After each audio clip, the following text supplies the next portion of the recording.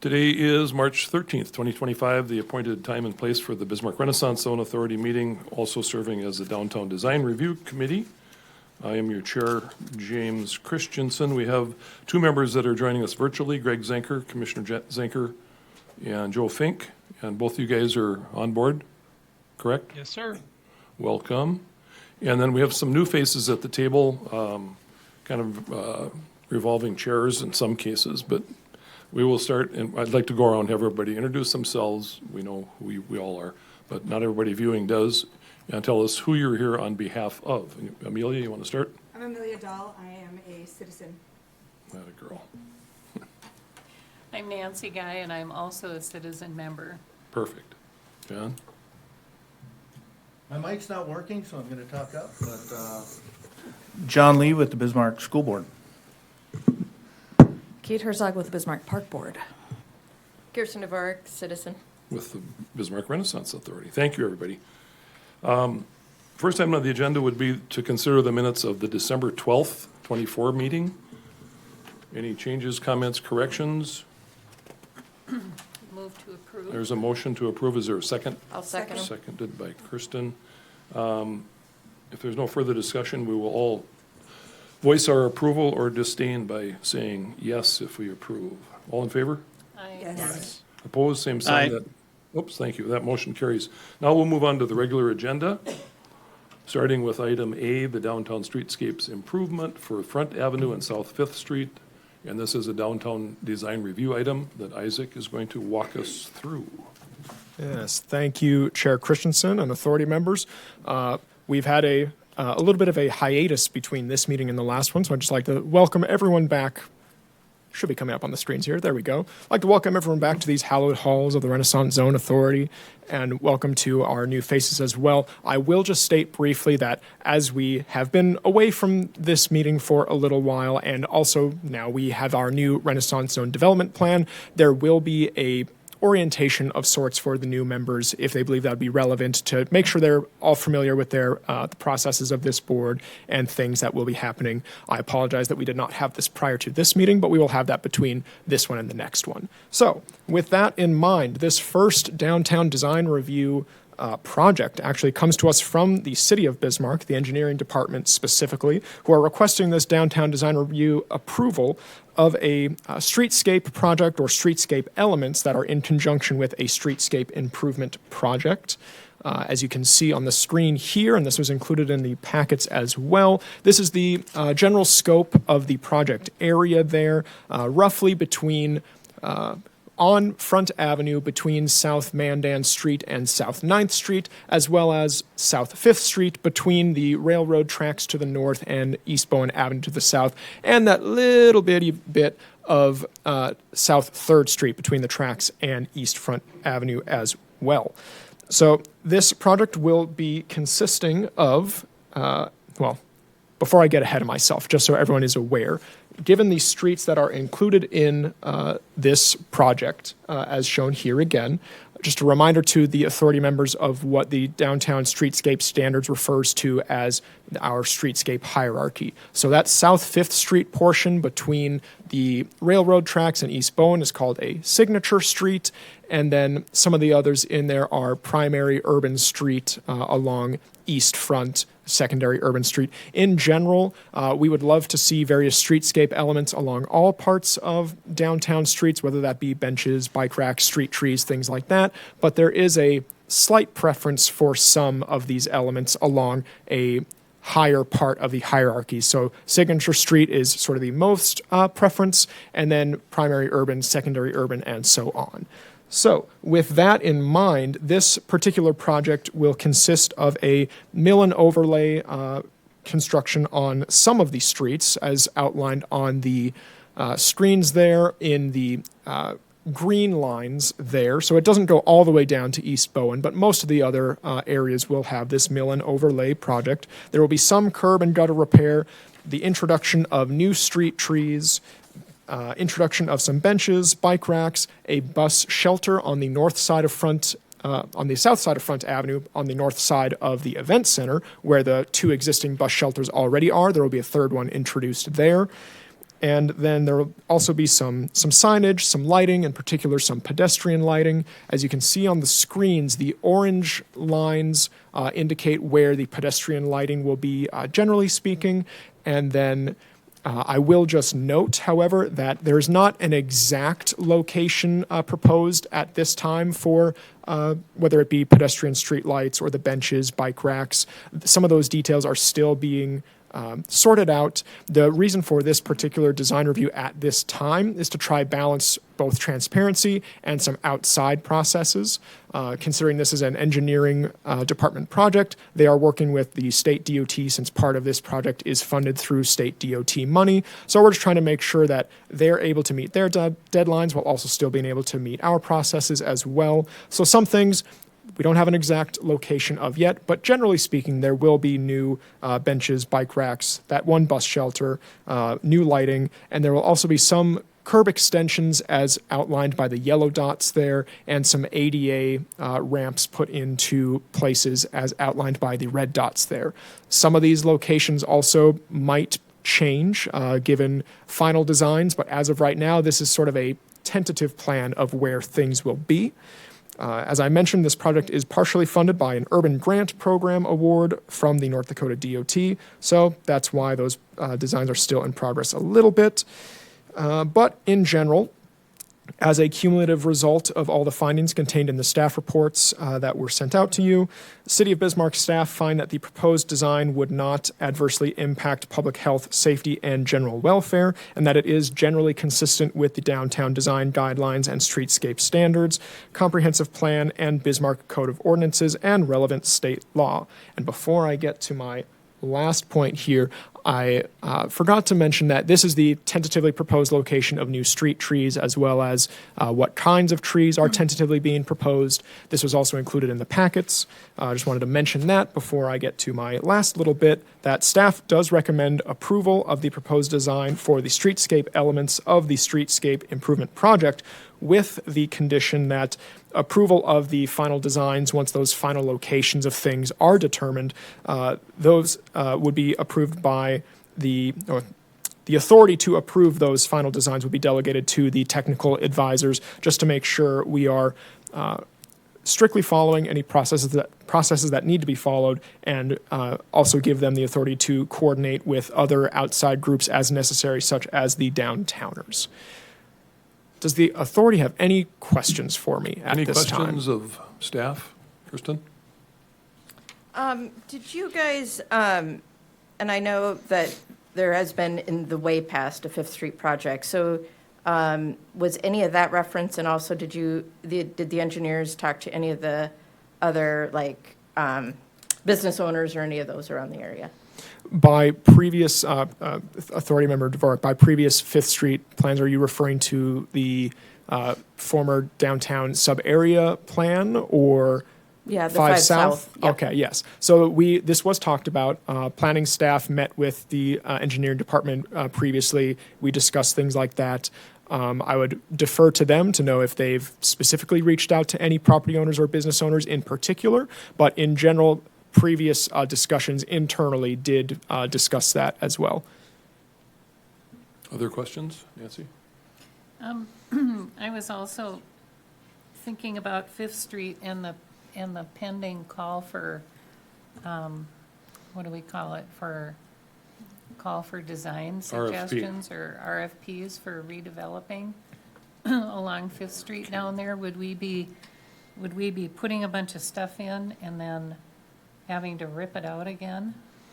That's one of my questions too, Isaac. What's the status of the RFP? Was it not due the end of February for the hotel proposals? I would have to double check when exactly it was due. I know it was around that time, but I don't know the exact date. That was the sort of final deadline. But in general, any work that would be done with this particular project would be confined to the public right-of-way. So the RFP, if I'm not mistaken, I would invite anyone on staff who is also here to correct me if I'm wrong, that the RFP would be for the we'll say private property of the event center that is, of course, owned by the city.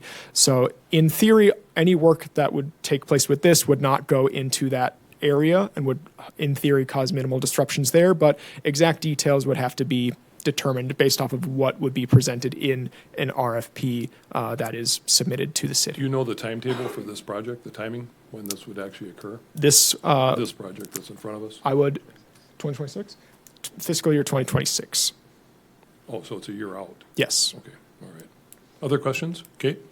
Just a quick question, Isaac, with the street trees, I know downtown, we went to that permeable asphalt instead of those huge grates that get heaved up. Would that be the plan to do it here? That worked well. Okay. Yes, that is correct. Other questions? Nancy? Mr. Chair, if I might. Yeah.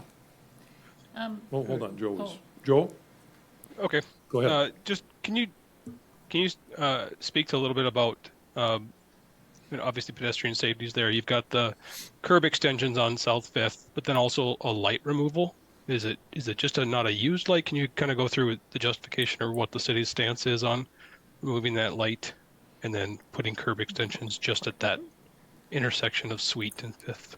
I would invite a member of the engineering department who is here Come on to up. answer that Joe, particular it's the question. intersection of Front and Fifth, but you're correct. Well, Front and Fifth is the light, and then Sweet and Fifth is the curb extensions. Okay, gotcha. Welcome, come on up. Tell us who you are. Hello. My name is Dave. My name is Dave Pekacek of the Bismarck Engineering Department. Chair Christensen and committee members, just like to address your questions. Yes, in fact, we've already done a thorough analysis of the intersection of Fifth and Front Avenue for whether or not it would warrant a traffic signal update or removal, and it fell into the category of a removal. And so we're in the process of coming up with plans for removing that traffic signal system and putting in a four-way stop sign system, so it'll be four-way stop. With that, we're at that intersection particularly, we are working through design for putting in bump outs or curb extensions at each of those quadrants as well. So where those four dots are, they have a potential of being, for the sake of this visual, being yellow dots. So, yeah. So to clarify, you're contemplating curb extensions at the intersection of Front and Fifth as well as Sweet and Fifth? Correct. And one other comment that's, And Third and Front? yeah, correct. At Sweet and Fifth, with reference to the hotel comment that was brought up prior, we are making adjustments in having been aware of some of the comments that made at some recent meetings involving the hotel consideration. So the east side of the Fifth Street and Sweet intersection, we're making some modifications to accept any changes. And we don't want to have to consider changing anything after we put something in, so. Do you happen to know the status of the RFP for the hotel project? I Since you're an do not, engineer. I do not know anything more than some brief comments, so. But did we get any proposals? I mean, is there? Oh, Chair Christensen, I'll just address that to say that Isaac? process is handled by the administration department. Right. So any clear answer would have to come from them. all right, fair enough, thanks. Why would they bother to talk to planning or engineering about something like that, right? When it's time. Go ahead, Dave, do you have more? Or do we have questions? My question was going to be about the stoplight, so it was answered. Other questions from engineering or from planning, since we got them both here? Anyone? Joe or Greg, anything else from your point of view? I'm good. Nothing here. And I think the question was asked earlier, Isaac, about talking to the other property owners on Fifth Street, specifically Bismarck Industries, which owns the Sidelines site across the street from the potential hotel. So since this project is a year out, I assume there's time to talk to all of those property owners. I don't know if they received this information or not, so you don't know either? Okay. Fair enough. Well, Daniel? Oh, Mr. Chair, if I could, Sure. maybe not the right place for it, but are these street improvements subject to special assessment, or has the city changed that process? Linda's going to take that one. Linda Oster, City of Bismarck. engineering department. Of the money we will receive from North Dakota DOT, I believe it's 1.6 million, that will be applied. The remainder will be special assessed to the benefited parties or properties. Do you know what that amount is, Linda? I mean, what's the At this remainder, point, quote, I unquote? do not. I guess we're not yet to that point, but as soon as we have our final cost estimates, we will apply the grant from the DOT and see what that remaining portion is. Do these types of projects typically follow a formula of 80-20 or 90-10 or 50-50 or not necessarily? This, I believe, followed an 80-20 with a cap of 1.6. We're assuming we will use the full amount of the 1.6? 1.6. Okay. Other questions? There's one other aspect I want to bring to your attention on this project. Currently, the city of Bismarck is going through all of our street lighting and upgrading it to LED. The downtown area is also slated for that this year. We have been having some issues with replacing the street lighting, the pedestrian lights in the downtown area. We have a combination of different manufacturers of the heads, different manufacturers of the poles and the arms, and we're having a very difficult time finding a consistent way to replace them. We were hoping we would be able to exchange the interior portion and leave the outside. That's going to prove very difficult because some of the older fixtures are simply falling apart. Having said that, we would like to look at the possibility of picking a new head, a new fixture, and possibly a new street lighting arm configuration.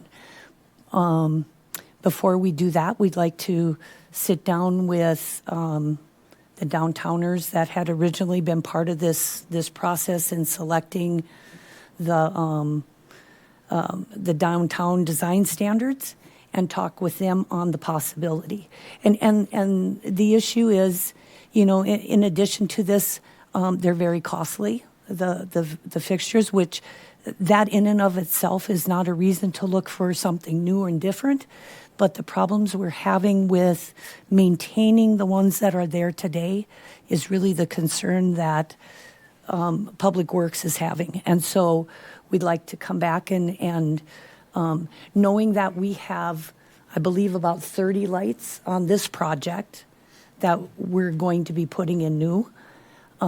We can still get this style from a different manufacturer, yet another manufacturer.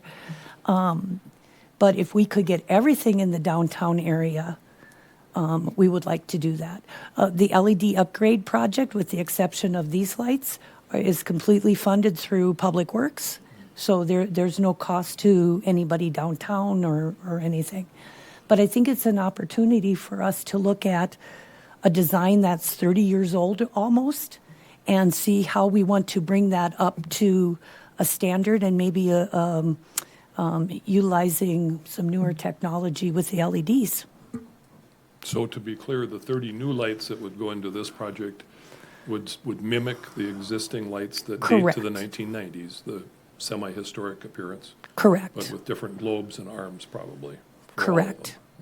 Okay. And I'd like to suggest maybe an arm that can actually be used rather than the ones that are there for decoration only. Ornamental, yeah. I think it will clean up that pole and make it far more, not so, sometimes they get very cluttered when you have numerous brackets on it along with the decorative arms.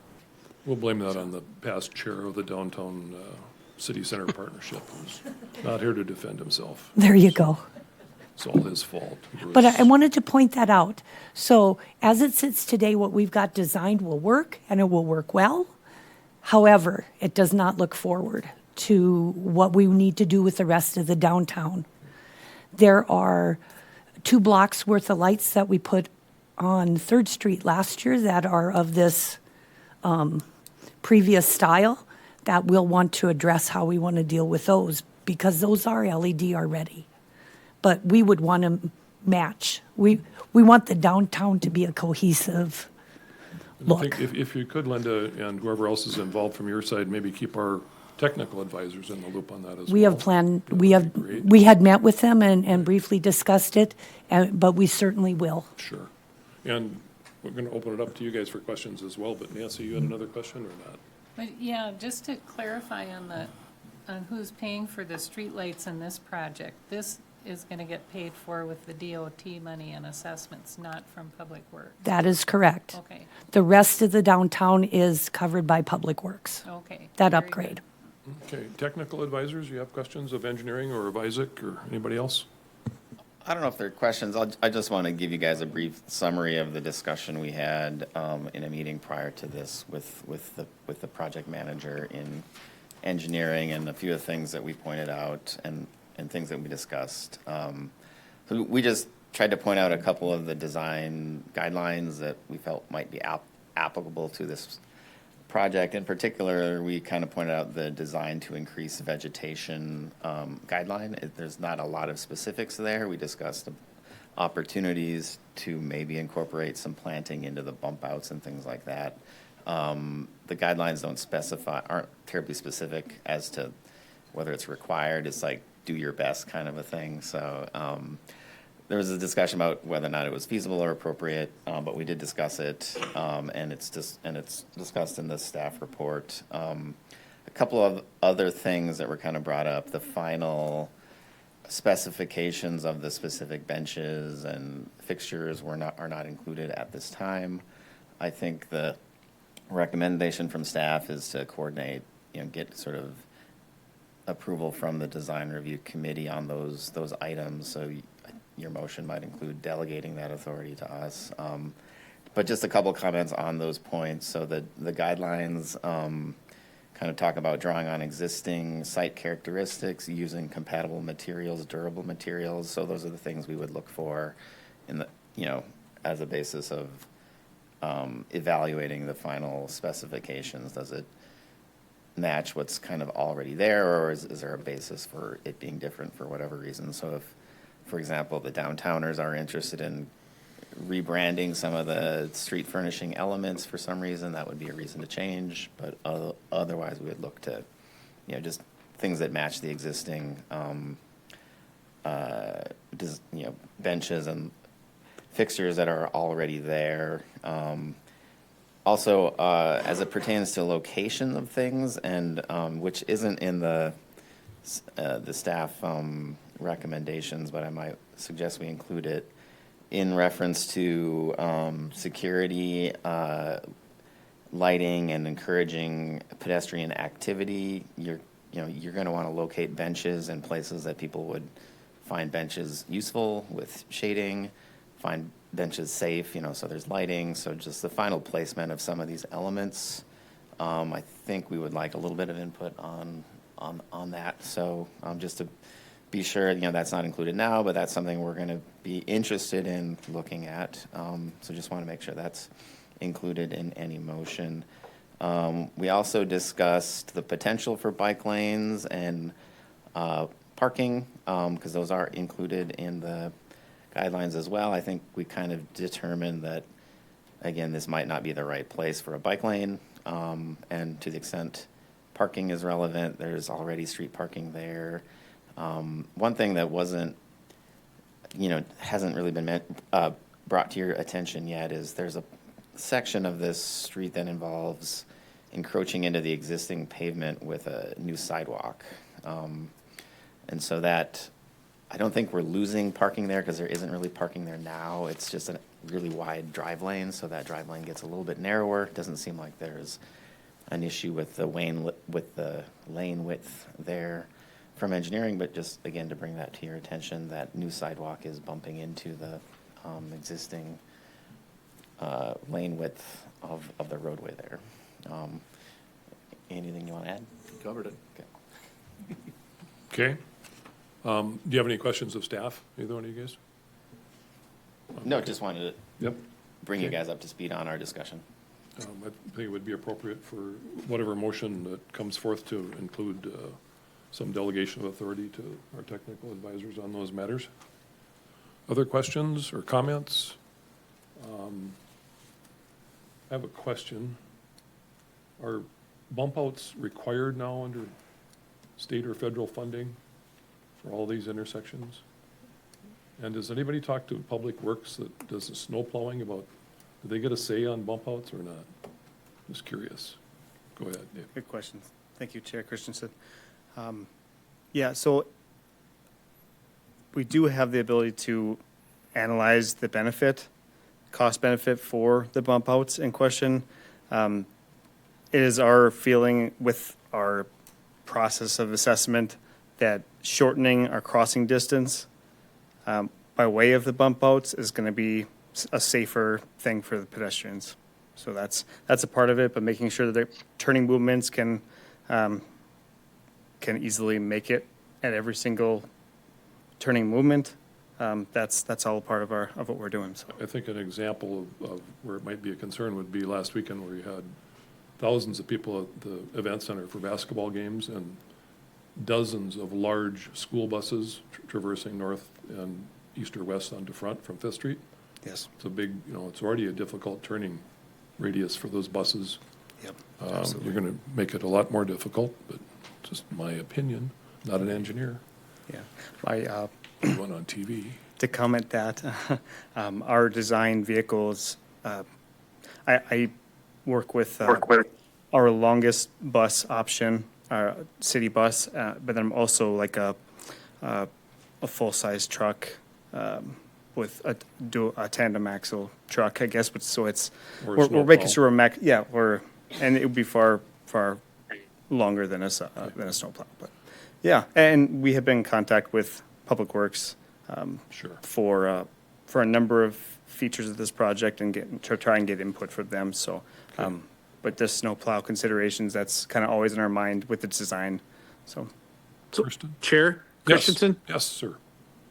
So, hey, two comments, sir. One, I would agree with technical advisors that bike lanes would not be necessary down here. And second thing on the snow removal, now we didn't have a lot of snow this year, but Public Works did bring to the commission, and it was approved by the commission that they were going to change the way that they plowed the downtown area. They were going to bring it to the middle and then snow blow that to get that out of there sooner.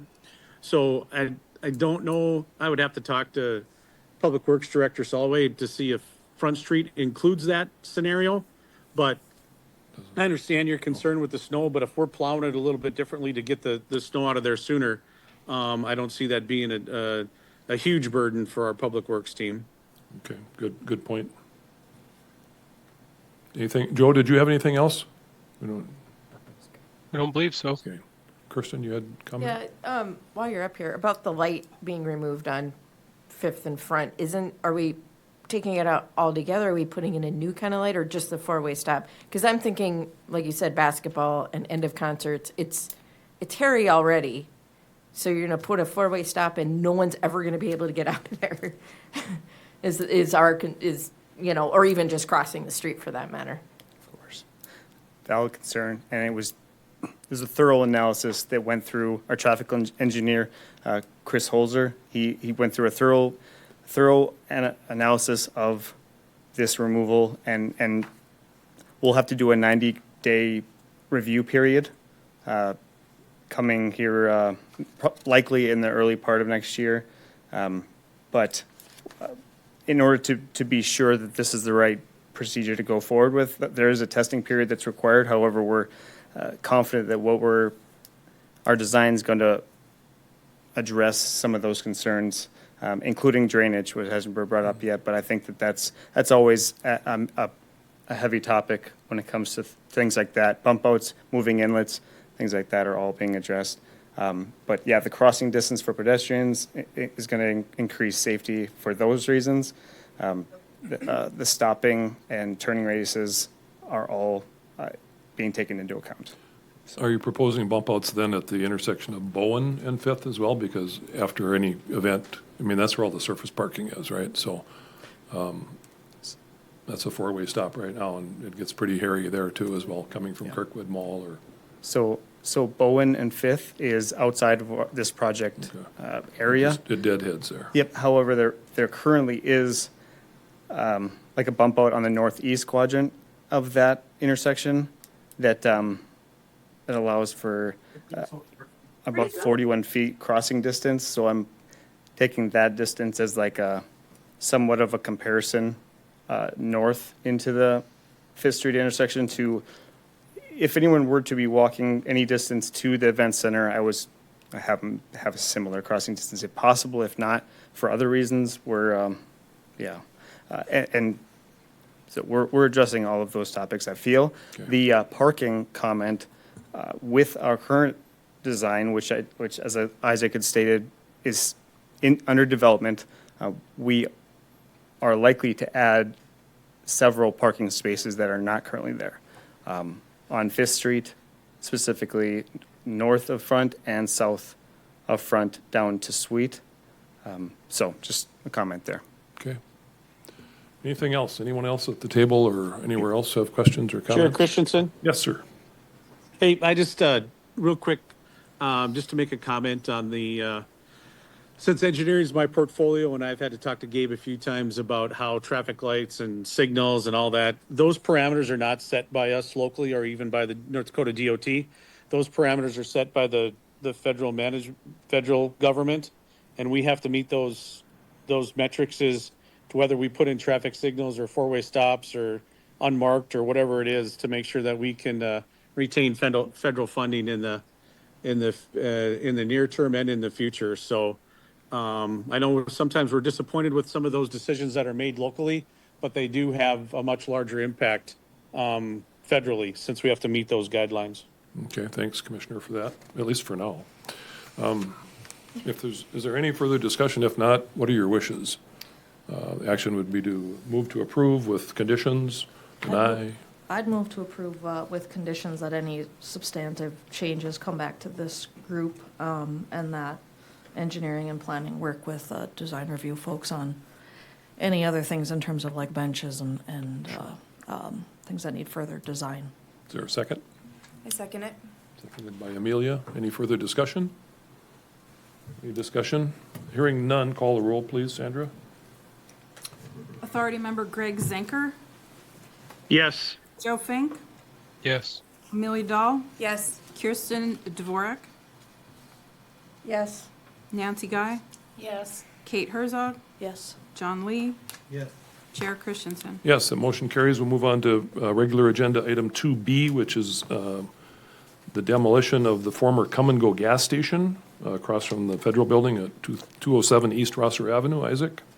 Yes, thank you, Chair Christensen and authority members. As mentioned, this particular project is located at 207 East Rosser Avenue, and it is being requested by J.E. Homes, LLC, on behalf of the title team company, who are requesting downtown design review approval for the demolition of the former Come and Go gas station at 207 East Rosser Avenue. Project location shown there. This was also included in the staff report packet. Just some images of the structure sort of as is. So the project in this case will consist of the demolition and removal of the building there, as well as the two signs on the site as well. And there will also be work to remediate the site of any potentially harmful substances there, capping the water and sewer utility lines. A couple notes for historical context. The gas tanks and the accompanying canopy structure that was formerly on the site were removed in September of last year, 2024. And according to the applicant, this property will be the site of a future office building of some kind. Exact designs are not known yet. And there's a sort of an undetermined timeline for such things, but there is plans for redevelopment of the site, and that redevelopment would require a downtown design review project at that time. But right now, this is just for the demolition of the existing structures. This site, therefore, with the idea of future development in mind, it is not solely for the creation of parking. The creation of a standalone parking lot in the downtown would be subject to a special use permit from the Planning and Zoning Commission as well, but given the intent to redevelop the site, that is not viewed in that way at this time. as a cumulative result of all the findings contained in the staff reports before you and provided to you, City of Bismarck staff find that the proposed design would not, proposed demolition, I should say, would not adversely impact public health, safety, and general welfare, and that it is generally consistent so far with the design, downtown design guidelines, the comprehensive plan, Bismarck Code of Ordinances, and relevant state law. Therefore, staff recommend approval of the proposed demolition with the condition that all relevant sections of Title IV and Title 14 are followed.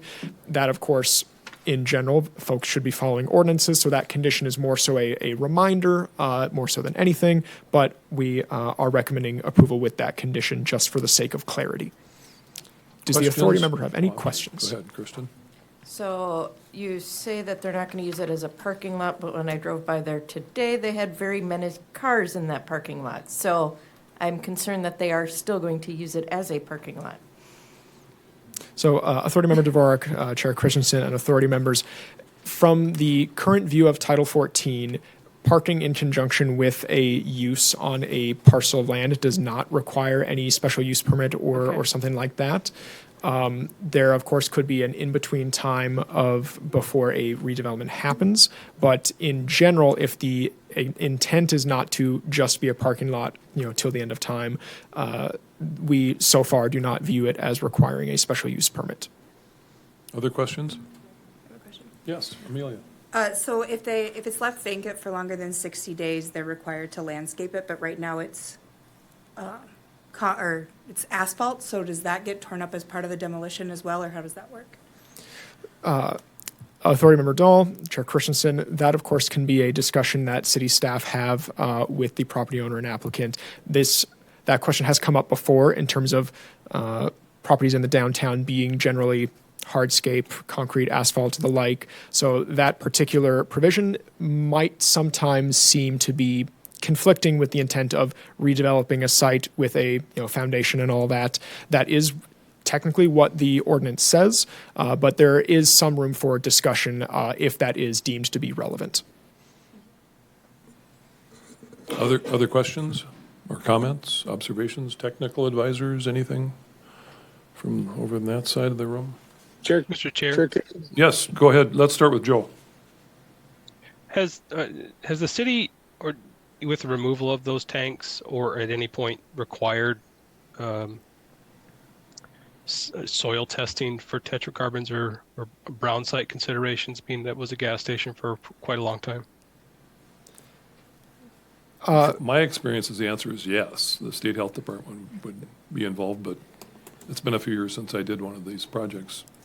Sure. So, Authority Member Fink and Chair Christensen, a representative of the applicant, or the applicant is here and could perhaps answer that a little bit. My understanding is that it was tested for compliance of making sure that various harmful substances there have been remediated or if removed and all of that. But if you require more details than that, I could ask the applicant to provide them if possible. Okay. Joe, does that answer your question? Yeah, I guess I'd be curious about the results. Were there any harmful substances found? Did they do ground samples, soil samples, and how deep? That sort of thing. Jared, you Or wanna if come the up? state's involved, we'd obviously defer to them, but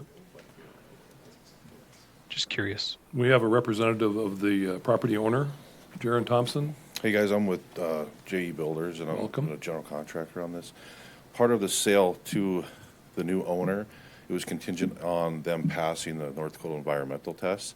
So that was passed and then the closing happened afterwards. It was also part of the original lease between Come and Go and the family that owned it, that at the end of that lease term, the tanks would have to be removed and soil testing would have to happen. So that has all been passed and that's why the new property owner purchased it.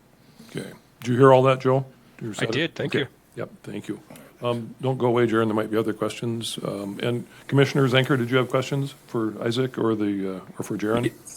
I had the exact same question, so that answer helps me. Okay, I have a question. Oh, go ahead, Joel. It was more of a general question for the group, but at what point in time are we gonna hold demolitions to the fire and say, you need to do something other than a parking lot in this area? We've had this discussion on on the last demolition, or maybe one or two ago, which was across from the event center, which is still nothing there. Correct. Jaron, do you have any insight on that as far as the owner's plans moving forward with a structure, a building, improvements? I guess it would be more comforting to know that there is a deadline and that it's not just, yes, these are the rules, but we may not follow them. Well, as far as I know, they closed maybe just 6 or 8 weeks ago. So we're at the beginning phase of discovering on what type of building, mixed use, office, what kind of tenants we're looking for, the owners are looking for. So they're doing some research right now with local commercial agents on what's missing downtown. And once they get more data and they figure out what they want to build, then the design of the building will commence. Okay. And I might add that the chief executive officer of the owner reached out to me as well and expressed the same sentiments, that the intent is to build a building there that would probably match the building next door, which they own, with parking behind a new building. But the timing is, and to answer Joe's question, I mean, it would be nice if we could put some sort of, hold their feet to the fire, right? I mean, it might be a couple of years, right? I mean, conceivably. So at the very least, we could ask them to come back every 6 months, every year, whatever, and give us an update. But, or we could deny the application to tear it down too. Until they produce a plan, and I'm not recommending that, but that would be an I was option. gonna say, I think it needs to be turned down, but I do like the idea of some sort of report back, because I agree with Joe in that we've got now, with the budget in being gone, and like you said, the South Fifth, and now this, it's starting to look a little sparse, so. Okay. I guess the main concern is that I guess the guidelines are followed. Is that if it's not done in a sufficient amount of time, then green space is put in front of on the lot, and that might require quite an extensive amount of work if they're not tearing up the asphalt currently. So I mean, right. I would encourage us to keep the rules as is, and I don't think they need to report back. We just need to. We have the rules for a reason. Okay. What is the plan, Jaron, do you know, for the footprint of the building? Is it to put in temporary asphalt paving or concrete paving or landscaping? Well, the asphalt there is in fine condition, and so is the concrete patches. So I think it'll be just left as is. But I mean, once the building is removed, there's going to be a hole. Yeah, that'll be filled with Class 5 and then poured with concrete. Okay. That was my question. Thanks. Other questions? Anybody? Commissioner, anything else? Joe? Well, No, sir, I'm good. David? yeah, we'll chime in here just briefly. I think there's kind of in general, a rule of thumb. You probably don't want to demolish a building without a plan to replace it, with maybe some exceptions for when that might be appropriate. And so one exception might be that it's a blighted property that's causing other issues, like the budget in that was approved, and I think that was probably the right decision, even though there wasn't an immediate plan to replace it. In this case, just given that the existing structure is not really in sync with a downtown character, it's sort of set back from the street. It's not like a high quality downtown building, so that can provide, I guess, a rationale for it from a design perspective. So I guess that would be our Okay. 2 cents from a design perspective. Yes, Isaac. Chair Christensen, I would add one other thing for clarity. I believe Authority Member Dahl pointed out the Title IV and Title 14 requirements of producing a landscaping if it is not, rebuilt within 60 days. If the property owner believes that it would take them longer to come up with the plans and, really show that they are going to be redeveloping that site, they could, of course, request a variance from that particular section of the code to leave it more hardscaped. So that is a route that the property owner could apply for if they, need more time with figuring out designs, just to address that one point And there with might a be little other more clarity. alternatives. They might be able to provide temporary berms or green space around the perimeter in planters or something, just throwing that out, right, without tearing up the concrete to plant 3 feet of grass and then paving over it again later, so might be some options there. Okay. Anything further? If not, what are the wishes of the authority or the committee, the Downtown Design Review Committee? I move to approve it based on the staff's recommendation and the conditions they list. Okay, there's a motion, is there a second? I'll second. Seconded by Kirsten. Okay. Is there any further discussion? Any further discussion? Hearing none, call the roll, please, Sandra. Authority Member Joe Fink, Yes. Amelia Dahl. Yes. Kirsten Dvorak, Yes. Nancy Guy, Yes. Kate Herzog, Yes. John Lee, Yes. Greg Zenker, Yes. Chair Christensen. Yes, that motion carries. Other business, item 3A is the election of officers. Who's on first, Isaac? I know who the chair is, but is Nancy the vice chair? Are you the vice chair? I can't remember. Not that I'm aware of. I'm just work. So, Oh, my name says I'm vice chair. well, you're never here, Joe. That's why I can't remember. Who are you? Yeah, right. So we do this every year, right? It's an annual deal. That is correct. Thank God. We just have the two officers, to be clear. We just have the two officers. Okay. We don't need a secretary treasurer because we don't have any money, so. And the city keeps minutes. What do you guys want to do? So does the chair and vice chair, would they wish to continue in their roles? Joe? I'm game if you are. I can told if no one else cares to. Ouch. That's how I ended up in the position. Very I am now. enthusiastic. That's a solid yes. Right there with you, Joe. So, we need a motion. I so move that Christensen and Joe Fink will be chair and vice chair. I'd second that and applaud Mr. Fink for his spirit of Yes. public Service. service, yes. Okay. I guess we don't do formal nominations, so we don't have to open or close from the floor, so. Is there any further discussion on the motion? We have a motion and a second. Okay, call the roll, please, Sandra. Authority Member Dahl, Yes. Dvorak, Yes. Guy, Yes. Herzog, Yes. Lee, Yes. Zenker, Yes. Fink, Abstain. Chair I Christensen. abstain also, but the motion carries. Thank you. Item B, we're getting down there now. Are we going to have a report from the downtowners or not? Chair Christensen, I just had mentioned to Isaac that we'll probably just produce a written report for you all Yeah, I saw to be that. included in the packet. And then if you'd like someone else from our office to come and give do the dog and pony show, we're happy to do that as Someone well. else from So- you're always welcome, or the office is welcome if there's something important you want to bring before us too. Absolutely, So yep. that sounds good. Okay, we jumped over item B, which is certificates of appreciation. I have before me a very formal looking certificate of appreciation. The Bismarck Renaissance Zone Authority proudly recognizes Dustin Gavelrow in recognition of 6 years of service as a member of the Bismarck Renaissance Zone Authority. Many thanks for your commitment, dedication, and loyalty to the city of Bismarck. Presented this 13th day of March 2025. Dustin Gavelrow in the audience, come on up for a big round of applause. Come on down.